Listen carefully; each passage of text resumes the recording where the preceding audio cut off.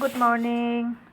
আজি ভিডিঅ'টো ৰাতিপুৱাৰ পৰাই আৰম্ভ কৰিছোঁ। ৰাতিপুৱা দৰ্জাখন খুলি চাওকচোন, ইমান ধুনীয়া পৰিৱেশ এটা দেখিছোঁ। বাৰু পৰিৱেশটো যিমানেই ধুনীয়া নহওক বাৰু, কামখিনিতো কৰিবই লাগিব নহয় জানো। সেয়া প্ৰথমে ঘৰটো ঝাৰু দি ল'লোঁ, লৈ ধুনীয়াকৈ ফুলখিনিত পানী দিব গৈছোঁ। ফুলখিনিত পানী দিয়াখিনিত ইমান ধুনীয়াকৈ চৰাই মাত দি আছে, শুনিবচোন।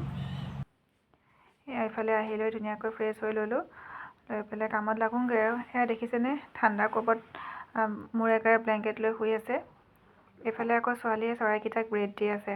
মই আহিলোঁ পাকঘৰলৈ, ধুনীয়াকৈ চাহৰ যোগাৰ কৰিলোঁ, ৰাতিপুৱা চাহ খাবৰ। এইজন মানুহজন আৰু অথনি যে ব্লেংকেট লৈ শুই আছিলে এইজন মোৰ দেৱৰ হয় বাৰু, আপোনালোকেতো আগতে দেখা নাই চাগে। এয়া ৰাইজে বোলে বাহিৰত চৰাই চিৰিকটি চাহে চাহ খায়, সেয়া খাই আছে। তাৰপিছতে আমি মা বেটি সোমাই গ'লোঁ পাকঘৰত, ধুনীয়াকৈ ৰুটি চব্জি যোগাৰ কৰিবলৈ।